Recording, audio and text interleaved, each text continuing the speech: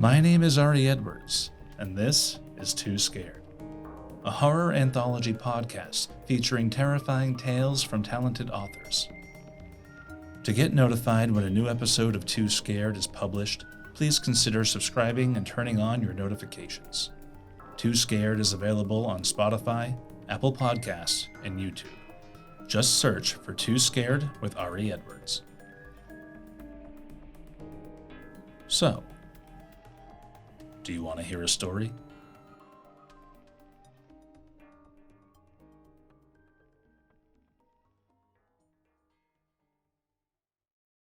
When I was in college, I used to pull all-nighters and fuel myself with takeout and coffee during exam week like any other student. It was early January, so the area around my apartment, which mostly had outstation university students, was pretty deserted, but I unfortunately still had an exam left. It was around 2 a.m. that night, and my flatmate and I decided to order some food, but our usual restaurant wasn't accepting orders online, so we decided to head out and grab some cup of noodles and soda from a nearby 24/7 store. Anyway, as we walked by, most of the usual night stores were shut, and even the 24/7 store was closed for some maintenance issue. I was disheartened, but still very hungry, so I opened my phone, trying to see if anything else was open nearby. I was busy browsing my phone for another place that might be open when my friend started messing around, saying she saw something move inside one of the stores, and maybe it was following us. And I brushed her off as usual, as I know she had a habit of trying to spook me. However, as we started to head back home, my friend suddenly huddled close to me and told me to call someone. Me, being the hungry and dense idiot that I am, thought that she meant to call up a restaurant. So I told her in an annoyed tone that I was trying, damn it. We reached the T-point intersection on the main road when my friend suggested that we take the inner lane, which is a shortcut to our apartment, as the streetlights on the main road are out and it's pretty dark. I agreed quickly, as the inner lane is pretty well lit, and we know our way around. As we walked into the lane, my friend, who had been acting strange until now, started to tug me by my elbow, and before I could question her, she looked at me in the eye with a somewhat scared smile and told me that we needed to run. She then started to run, like actual full-on sprinting. Now, I ignore her antics when she tries these practical jokes on me, but for some reason, that night, I too began to run because something in my gut told me to listen to her.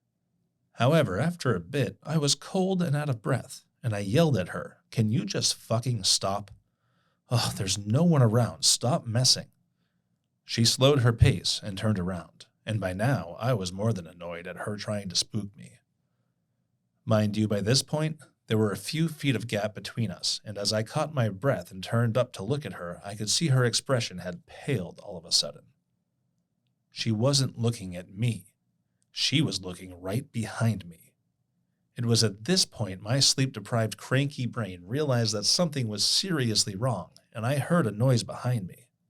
What I didn't know was that our stalker, who had been steadily following us, was only a couple of feet behind me. And when I had yelled at her, he had heard me and started to run towards me. I still can't completely describe that moment. The sound of someone's weird laughter and footfall behind you, the sound of your own heart pounding, the way your ears go all hot and tingly, it was my body being aware of just a lot at once. So when I semi-turned back and saw a random full-ass grown man sprinting his way towards me, I didn't know how to react. I'd like to think I could have unfrozen myself, but it wasn't until my friend forcefully gripped me by the arm and started pulling me that I began to run. I heard him yell and roar behind us, but I couldn't understand what he was trying to say, and at this point I was busy running and too scared to turn around. I think it was the adrenaline in my veins and my friend's grip on my arm that helped me not lose my shit and run the fastest I have ever done in my life. We zigzagged our way through the lanes to lose him, and we finally managed to get to our block.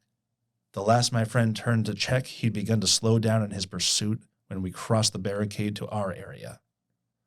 I heard him yell and roar behind us, but I couldn't understand what he was trying to say. And at this point, I was busy running and too scared to turn around. I think it was the adrenaline in my veins and my friend's grip on my arm that helped me not lose my shit and run at the fastest I have ever in my life. We zigzagged our way through the lanes to lose him, and we finally managed to get to our block. The last my friend turned to check, he'd begun to slow down in his pursuit when we crossed the barricade to our area. When we had entered our apartment building, I crumbled down by the elevator floor, still trying to process the entire chase and to figure out why had this man decided to chase us. My friend then told me she'd seen him looking strangely at us when we were around the convenience store, and he was near a truck unloading some boxes. She'd dismissed him, assuming he was part of the store maintenance crew, but something about him had made her feel uneasy.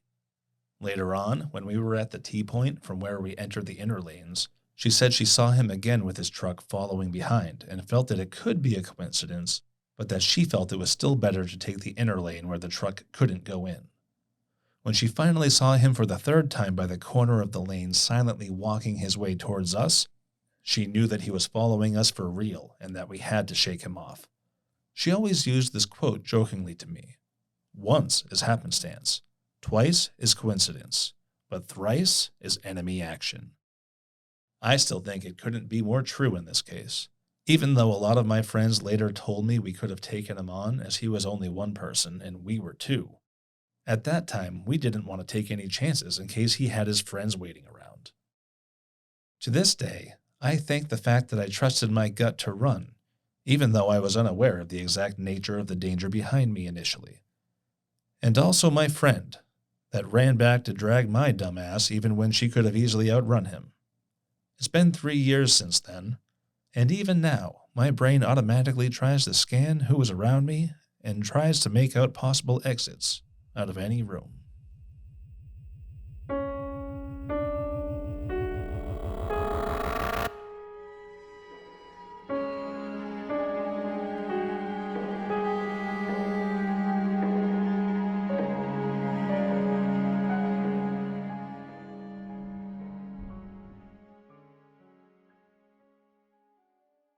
My two cousins and I decided to backpack the circumference of Mount St. Helens. We went in late September. As the date approached, it became clear that the weather was not going to be great.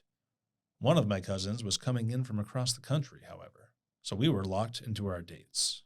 We could either do it then or call it off completely.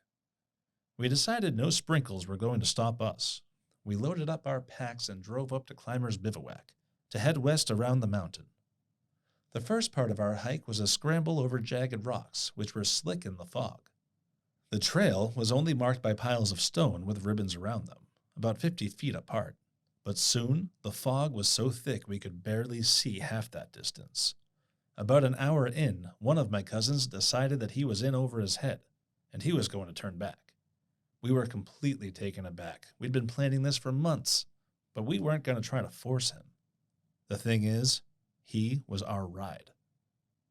We knew there was no cell reception most places around the mountains, so if he left, we were going to have to 1993 it and make plans on when and where he was going to pick us up. It was about 36 miles around the mountain. We thought 12 miles a day would be a nice conservative approach. I'm in shape. I often run 12 miles at a go. Piece of cake, I thought. We redivided our supplies and parted ways. We didn't know it at the time, but my cousin and I were consigning ourselves to a 3-day death march. 12 miles in a day is no problem on a sunny day, on a flat surface in shorts and a t-shirt. I could run that in under 2 hours.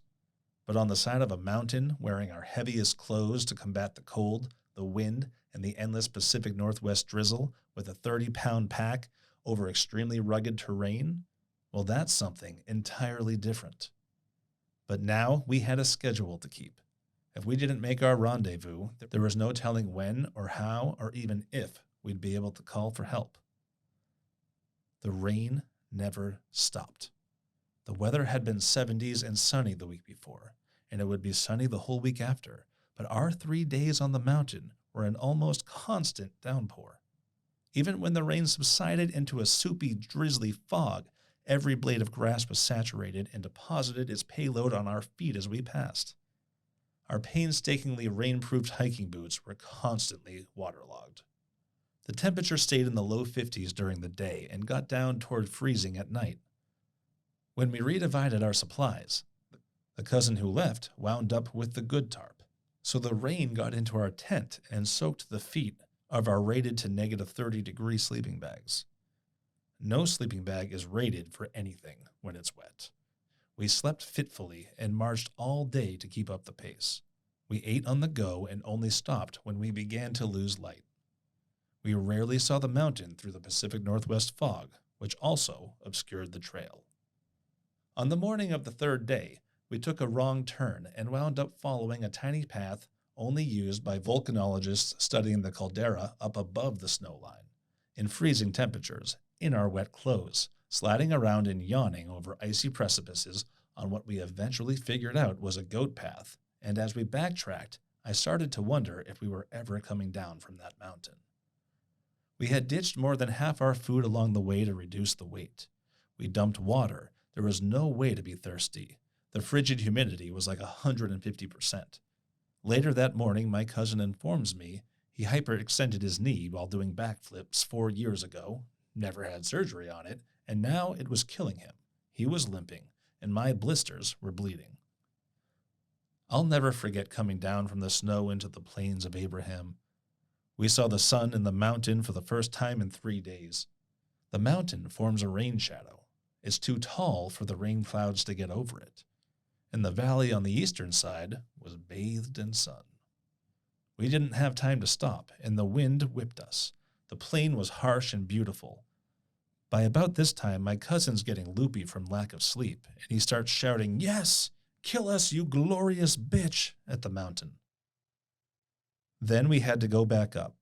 This was the easiest the trail had been, but it was uphill, and we were both spent. I helped him limp back up into the sloppy, dripping woods. Our legs ached. My blisters felt like walking on knives.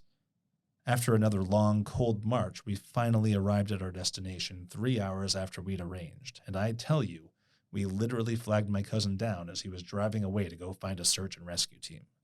It was the most amazing, harrowing, triumphant journey of my life, and I will hold that experience dear to my heart for the rest of my days. I'll be going back there someday, when it's warm, sunny, and dry.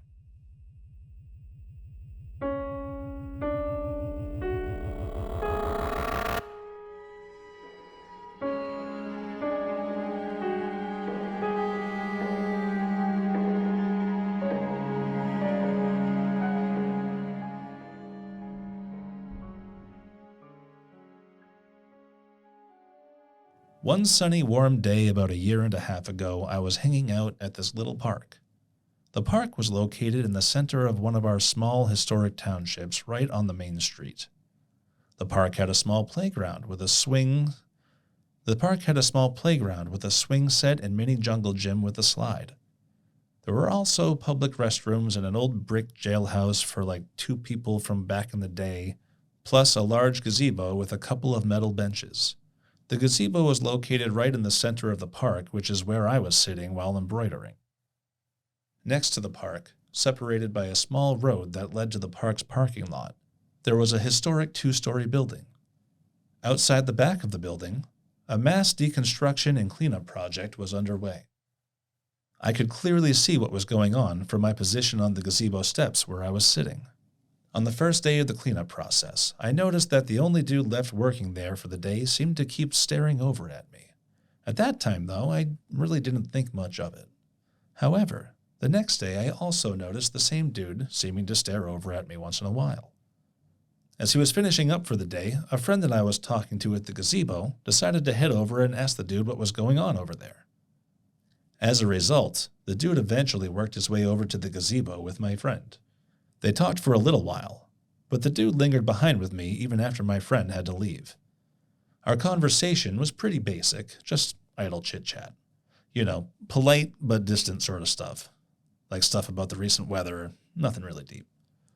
As we were talking, he noticed that I smoked when I opened up my sewing box. Politely apologizing, he asked if I could smoke a little with him so he didn't have to get up and walk back to his car to grab some of his own. I knew he was just tired after a long day's worth of physical labor, so I understood. But unfortunately, I told him, I was out myself at the moment. So he suggested that we both go walk back to his car to smoke. So he suggested that we both go walk back to his car to have a smoke. Hesitantly, I decided to walk over to his car with him. We were out in the broad daylight in public, after all. But when we got back to his car and he had a quick glance inside, he realized that he had forgot his smokes wherever he was staying. As he turned back to me from his car, though, I noticed him suddenly looking around as though maybe looking out for someone. "What the fuck?" I questioned. He then told me a rather lengthy story about how he was being stalked by a gang. He said that it had been going on for a couple of years at that point. That made me a little nervous, as his whole demeanor had seemed to change since telling me that story. So, trying to change the subject, he suggested that we go to where he was staying to have a smoke. He said it was only like 5 minutes away from the park. I declined politely, making up a lie about me having a ride coming for me at any time. But he tried pressing me more about it, emphasizing that it was practically just down the street. He said it was kind of lonely there, and it would be nice to have some company over. I once again politely refused his invitation, which seemed to frustrate him a little. As he was still trying to talk me into it, I noticed that he had been leaning against his car with one arm on it as he was standing in front of me. I had my back on the car, but it didn't really start to bother me until he put his other hand on the other side of me, sort of trapping me there. I quickly ducked under his arm and stood more freely a few inches over. Right after I moved away slightly, he got into the door panel of his open car door and pulled out a large hunting knife. He must have understood the shocked look on my face, because he sort of laughed a little and explained that it was for any potential gang members that may be watching at this time. I didn't quite know how to respond to that. At that moment, I started to think about how I did have a good friend who lived just on the other side of the park in a small apartment building. But I knew this dude would have easily watched me walk over there and could have potentially waited for me to come back out to leave. So I started to make an excuse that I should be heading on right then, and he should go home and relax and smoke, and that I was sorry I couldn't go with him. I really just didn't want to piss him off. But just as I was about to open my mouth to finish making my polite excuse, he stepped over in front of me and blocked me with his arms again. "Come on," he pleaded with me. "Just come back with me to my place for a bit, and we can hang out and smoke." He reiterated once again that it was only like a 5-minute drive. At that point, though, I was done making excuses to this dude. I had already made it crystal clear that I was not going anywhere with him. It was then that he pulled the knife from his pocket. Through gritted teeth, trying to mask his frustration, he said, "Look, I'm just a little lonely, is all." He leaned in so close to my face that I could clearly see his yellowing, crooked teeth barely inches away. "I won't be keeping you long," he hissed in my face. At that point, I really started panicking internally. I froze, not knowing what to say. But then, thank all sorts of goodness for another friend of mine, who suddenly appeared, calling my name out as he approached us. "What's up?" he asked, walking up to us at the car. That seemed to do the trick, as this dude put his arms down and turned to face my friend. Upon releasing me from his dominance, the dude started to politely introduce himself to my friend. His whole demeanor had suddenly went back to normal, so as politely as I could manage, I started a casual conversation with my friend and we began to slowly walk away from that creepy dude together. We left that scary situation behind. I never did see that dude again, thankfully, but I did avoid going back to that park for at least a few weeks after that incident. So, creepy, encroaching construction dude who was being gang-stalked and trying to take me out of public view for whatever scary reason. Let's not ever meet again, please.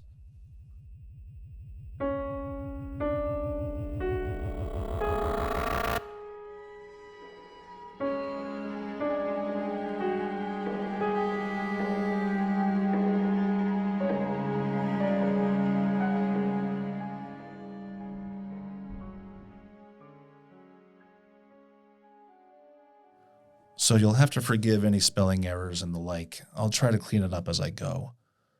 I'm writing this on my phone at work, and I'm still a bit shaken up. So let me preface this by saying I'm an overnight guard at a hospital. I've been here about 5 years or so. Overall, I've been working night security in various settings for about 12 years. Before that, I was a Marine. My point is, I'm used to odd situations and the general bumps in the night. The hospital where I work has had its share of weird shit happen, as many old buildings do, but nothing too crazy. Tonight was different, though. See, part of the job is patrolling and unlocking this one really old building, as in one of the first buildings in the city old. It's currently used as the College of Nursing, but at night it's deserted. Now, at about 3 a.m. or so, it's peaceful in the hospital, so I wander over to get the unlocks out of the way. I'm in this building a lot, probably 2 to 5 times a week, every week for the last 5 years. I've gotten used to the creepiness, and honestly, I kinda like the quiet. Tonight was odd, though. As soon as I approached, I got this odd feeling in the pit of my stomach. It was a feeling of being watched by a predator. Anyone who spent time in the woods knows the feeling. Your hackles raise, so to speak, and your mind screams, "Get out of there." I stop outside and scan the street behind me, in the courtyard I'm standing in. But nothing obvious, but I can't shake the feeling. I go inside and lock the doors behind me, making a note to unlock them last. That gut feeling doesn't go away, though. As I'm walking the floors one by one, it only gets worse as I move towards the older parts of the building. Now, I know I'm the only one in this building. I've been all through the first floor, and all the entrances are locked up tight. You can only do that with a key. As I get into the upper floors, though, I start hearing things. It starts with footsteps. Hard to tell, because it's like they're matching my cadence. What gets my attention is that it sounds like hard-soled shoes, not like the boots that I'm wearing. I turn back and search the halls, but absolutely nothing. Then I hear a door slam from the hall I just came from. I run back. Maybe took me a few seconds to the door, but nothing. It opens up to an empty auditorium, which I thoroughly search. Still, nothing. At this point, I shrug it off. Old building and all. Maybe the pipes were clicking and I thought footsteps. Maybe I missed a door being open and it rattled closed as I walked by. I continue on, with that feeling getting stronger and stronger. I'm in the stairs to the 4th floor, and I'm taking a second to breathe and mess with my phone. I hear a door below me slam shut and the distinct sound of footsteps echoing in the stairwell. I pull my radio to call dispatch and let them know that someone's in the building. It beeps telling me the batteries are dead and won't call out. Shit. I call on my phone, and dispatch says they'll send some guys. I wait, but I'm not hearing any more footsteps. No doors, no sounds at all. I walk all the way back down and back up to 4 and find no one. Now I'm second-guessing myself and anticipating jokes coming at my expense. I move along figuring I'll finish the last floor and work my way down and meet up with the other guards. I open the door to the 4th floor, and everything is different. I'm not talking about a change in atmosphere or anything like that. I'm saying that the entire floor, which consists of old offices used for storage and whatnot, is completely different. White painted walls now have wood paneling. The clutter is gone, replaced by old lab and medical equipment. Filing cabinets instead of boxes. The biggest change? At the end of the hall, in each corner, are 2 leather-bound chairs and 2 men sitting in them talking to each other. They stop and look at me as I stand there holding the door in stunned silence. I blink, and it's all gone. Right back to normal. I don't understand it. 1 second, it's completely different from the hundreds of times I've stepped onto that floor. Next second, poof, back to normal. Instinctively, I try my radio again, remembering the dead battery as I hit the button, and it works. I call out that I'm on the 4th floor and I need units up here as I start to check through each office. Of course, everything's normal when everyone gets there, and I'm still left wondering what the hell just happened. We finish checking the building and I catch my fair share of bullshit from the other guys. I go down to dispatch because I know we have cameras on those floors and I want to know what happened. I get to dispatch and we review the cameras. We see the door open as I come in, and then the feed freezes for about 8 seconds. Not necessarily unusual, but not very common either, especially on those cameras. That tends to happen more in commonly traveled areas. So the dispatcher, a man who's been here since grass first sprouted, asks me what I saw. I describe it to him, and he says, "Weird. That's how it looked back in the 80s, before they redid the lower floors, and those were all labs for college. At this point, I'm just speechless and decide to save myself from further embarrassment and say I must have just been tired and seeing things. I know it's not the case. I'm wide awake and I know what I saw. I know what I heard through the rest of the building too. I just don't know how to explain it. Everyone has their weird experiences in that building, but man, this one really threw me.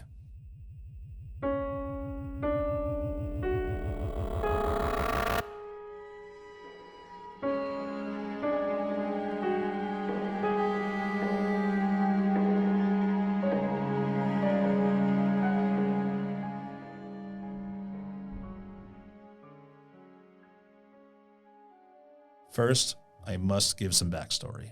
When I was younger, I worked for my lake community during the summer season for as long as I can remember. The jobs ranged from dishwasher, maintenance worker, and boat tender. My last job, and longest one, was beach security. The lake had a small beach with a building that had a game room. The deck overlooking the beach, a restaurant, a small motel, and a lobby for guests of the hotel and restaurant. I was assigned to check in guests of the beach and make sure they were members in good standing who paid their community dues, and also had to enforce the rules be set on the whole area. I would get a lot of flack from this job from Karens, crusty teens, and other idiots who were up for the summer. It came with all the drama that you would see on a CW teen drama. The story took place during the summer and fall of 2011. I graduated college and I promised myself that this would be the last year I would work for the community. I was tired of the drama and I was ready to find a real job. To bank more money this year, I also took the position of doing night duty as beach security. For this, I would monitor the property for 3 more hours after the game room and restaurant closes at 11 p.m., and I would make sure no one is trespassing on the property.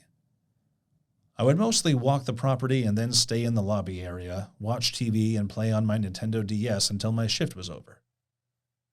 98% of the time, it would come and go. But sometimes I would see the occasional deer, raccoon, fox, and black bear walk the deck.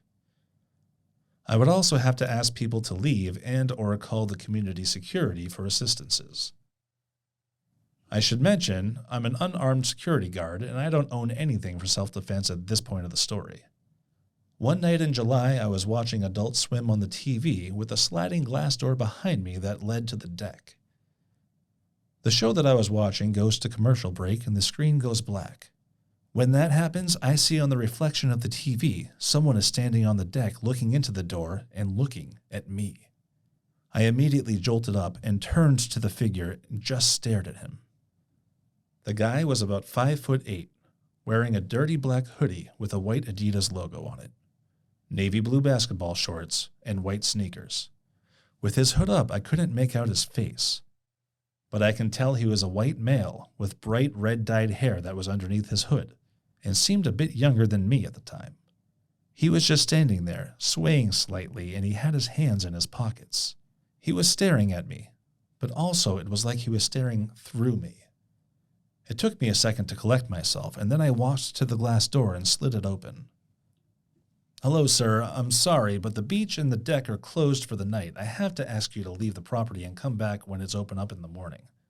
The hooded guy said, "When's that?" He was very monotone and seemed tired but jittery. I said, "That would be 8 o'clock in the morning." He said, "Okay, can I come in and use the bathroom?" At this point, I felt something much more off about this guy. I've dealt with drunks and people being super high, but this guy seemed to be on something else, and I didn't want any part of it. So I said, "I'm sorry, but no one's allowed in here unless they're a guest of the hotel and restaurant, which are both closed for the night. Now, please, sir, can you please leave the beach?" He seemed to get a bit annoyed by that, but his body language barely changed.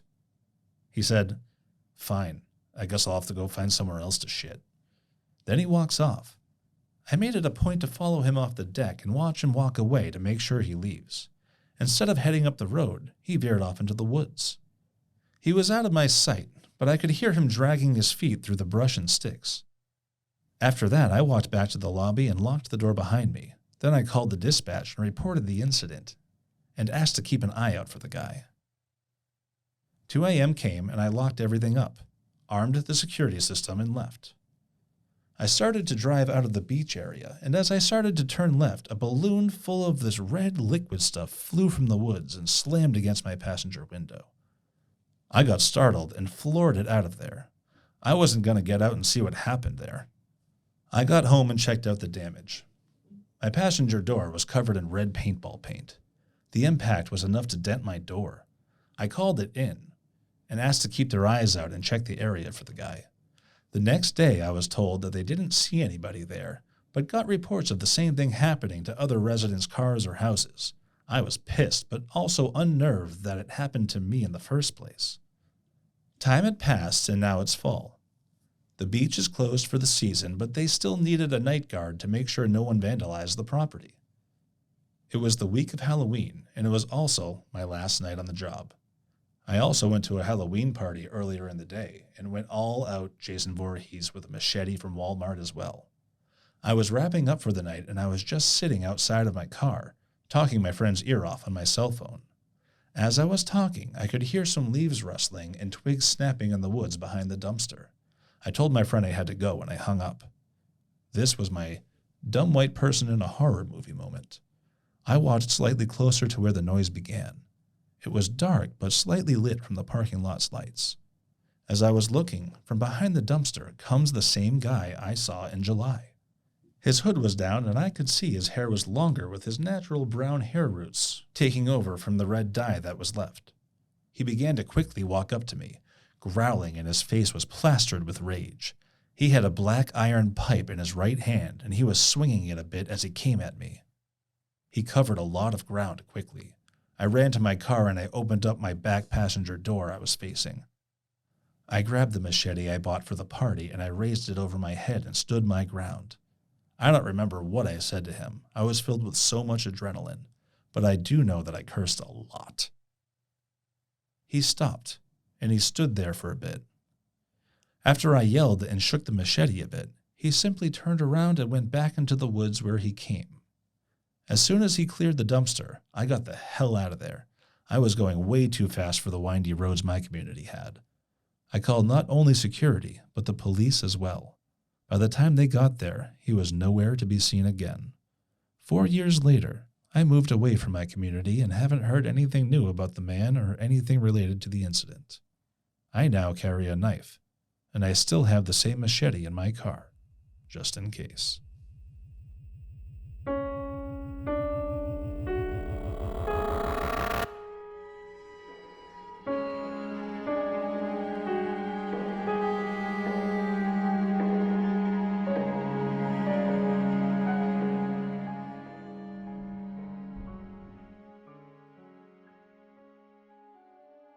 I'll start out by saying that nothing could have prepared me for what I was about to discover the morning after a night out.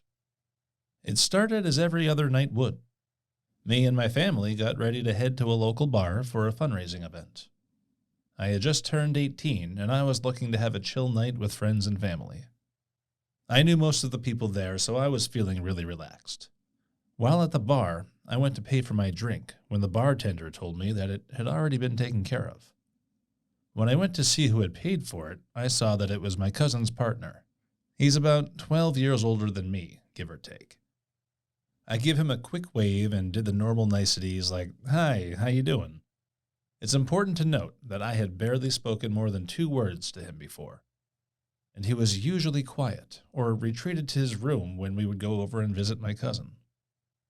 After saying thank you, I thought nothing of it. Nothing seemed off with our little interaction.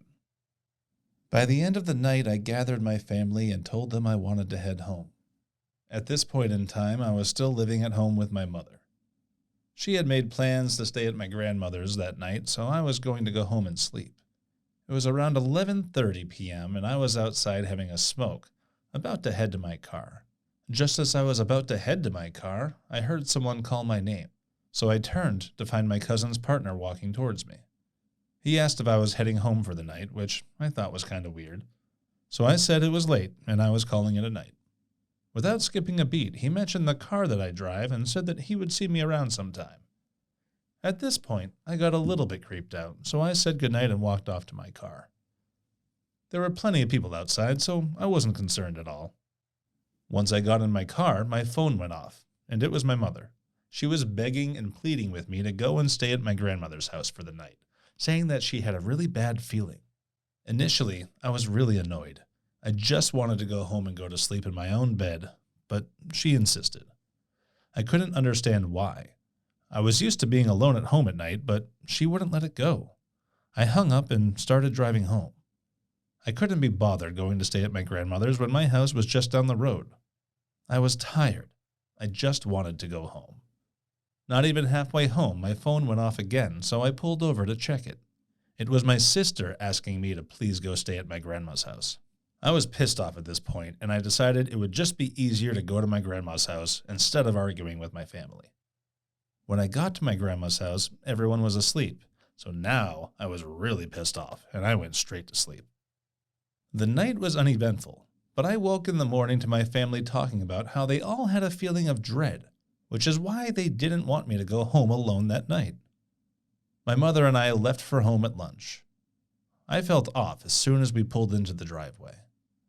Once I got to the door, I found a police card wedged into the door to call them as soon as possible. I went inside and found my mother's camera on the kitchen table. This was a huge red flag, as it was in my bedroom before we left for the fundraiser. I went to my room to find the entire thing had been ransacked. No other room in our house had been touched. My blankets had been pulled back, and it looked like someone had been in my bed. My knickers drawer was wide open, and some were also sprawled on the floor. Another one of my mother's cameras was also on the table where my TV was, which was directly opposite of my bed. Clothes were everywhere. By this point, I was losing my shit. If I had gone home, like the plan all along, I would have made my way through the house and then crawled into my bed without switching my lamp on. I had done this so many times previously, and I wouldn't have seen the state of my room at all. My mother gave them a call to find out what happened, and what she told me made my blood drain from my face. Police were alerted to a break-in at our next-door neighbor's house when our neighbors found a man wandering inside their house. The man claimed he was my friend and went into the wrong house, and they chased him out. Our house had a big 8x12 meter deck, which overlooked my neighbor's house. They called the police again when they spotted the same man having a smoke on our deck. Police arrived at our house at about 2 a.m., but since I wasn't home, no one answered the door. They noticed the lights were on, so they went inside to investigate. They made their way through the house and found a man hiding in my bedroom in the dark. He couldn't give a reason as to why he was there, or why he was hiding in my room. They had arrested him and taken him into the station and wanted to know if we knew him. Turns out, it was my cousin's partner. And he had been hiding in my bedroom for over an hour waiting for me to get home, because he knew I would be going home that night. My mother's gut feeling saved me from going home alone that night, and my neighbor's vigilance helped to catch a creep. I always listen now without question whenever she has a bad feeling. Who knows what would have happened? All I know is it wouldn't have been pretty. He was charged with breaking and entering and spent some time in jail before being released and moving country. Always trust your mother's gut feeling, people. It sure saved me from having to deal with that.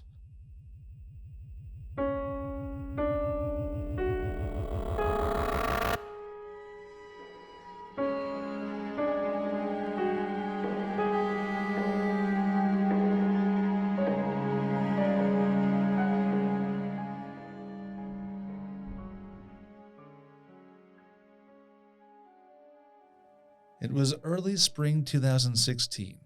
I had just turned 24 years old. My friend and I just reached our main spot to camp, Black Canyon Rim Campgrounds, just outside Payson, Arizona. We'd usually travel out here 2 or 3 times each year. It has some incredible views and is only a couple of hours away from the city. For the most part, this area was pretty secluded. A privately owned convenience store rested a few miles away, with a small town 20 miles before that. The entrance was on a dirt road directly off the highway. A privately owned convenience store rested a few miles away, with a small town 20 miles before that. The entrance was on a dirt road directly off the highway, with a campground sign at the start of the road marking local wildlife, any fire hazards, and general news relevant to camping folk. The pathing is mostly linear, with maybe one fork, spanning several miles. We once traveled down the dirt road to see how far it would take us. One of the paths would lead you to another highway entrance, with a ranger's tower halfway there. The other path led to a dead end. An abandoned cabin can be found on this path a few miles in, mostly hidden in the distance behind some larger foliage. The snow had mostly cleared up at this point, leaving for crisp air, a light chill, and fauna becoming active again. We usually spot some wild horses, several deer, and a ton of little critters whenever we come out this way. It really was the perfect time of year for a relaxing trip to get away from the city for a few days. We got in around 4 p.m. on a Tuesday. It was late for us, as we usually try to make it out there by noon at the latest. This trip was pretty spontaneous. We both had work during the coming weekend and decided to just go for it. The sun was setting fast, and we still hadn't picked our spot to camp. There were maybe 2 other groups, both families parked somewhat close to the entrance, only a few hundred yards away from the highway. This time around, we just wanted to get away from humans for a while. Customer service jobs will do that to you. We drove down the dirt road past our usual spot, and finally picked the perfect area, a small clearing just hanging off the edge of a hill. The whole valley could be seen from this area, with a beautiful sunset. This would have been our main spot from then on, if the next night's incident never happened.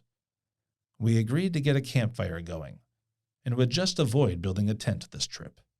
We didn't have much time to do so anyway, and her car wasn't that uncomfortable. I'd sleep in the back seat and she could take the passenger seat. With the windows slightly ajar, we'd have a few blankets for each of us, and would fall into that unrivaled slumber. The next day went fairly uneventful. We just decompressed. I had this strange feeling throughout the day, though, like we were being watched.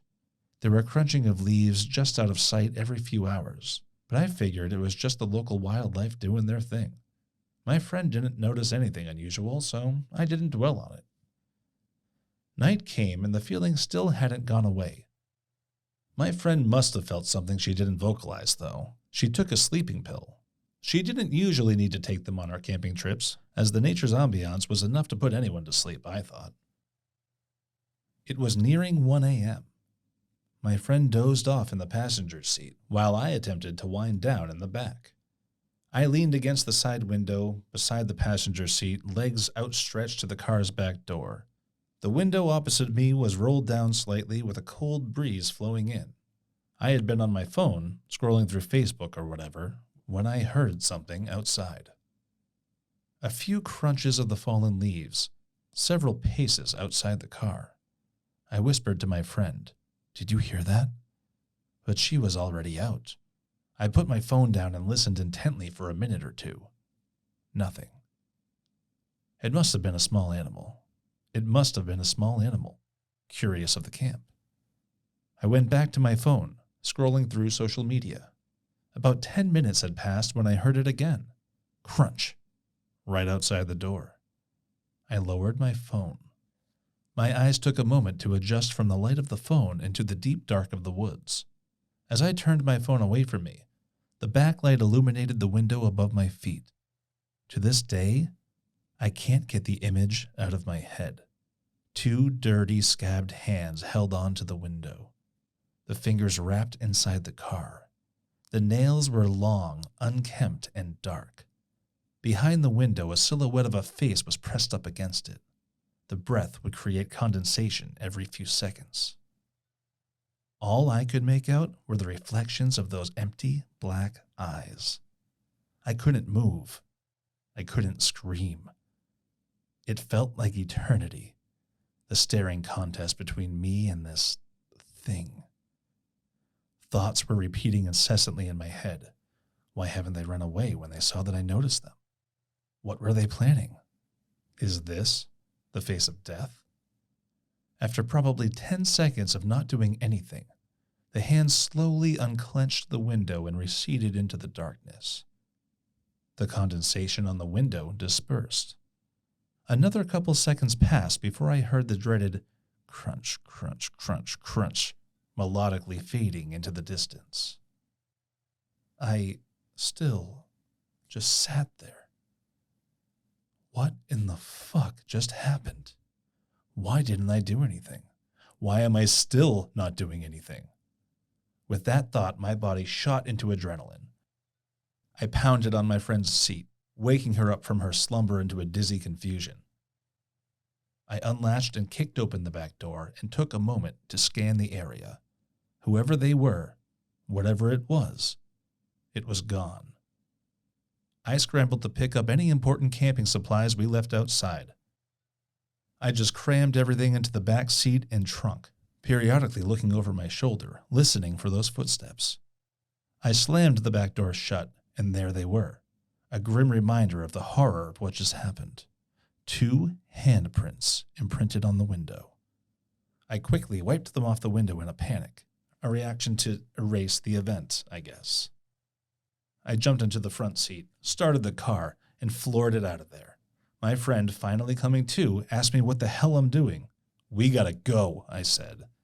"There's someone out there." I didn't see whatever or whoever it was while fleeing the scene. Speeding down the dirt road, my friend insisted I slow down, and I eventually did. We reached the highway, and I proceeded to drive 20 or so miles before we reached a Denny's, where my friend asked for us to stop at to eat and explain everything. My nightmares subsided a few months later. My embarrassment continues to this day for the state of shock I was in at the time. Everybody says you either have fight or flight instinct, and I'm confused as to whether I have either. I mean, I just sat there and did nothing. I frequently tend to ask myself who was out there. Another camper messing with us? A resident of the abandoned cabin down the dirt road? Or maybe something more paranormal residing in the forest, watching lone, vulnerable campers as they drift off into dreamland. We'd still go camping there in the years ahead, but never too far from the highway. Whatever it was, I hope that was the last I've seen of it.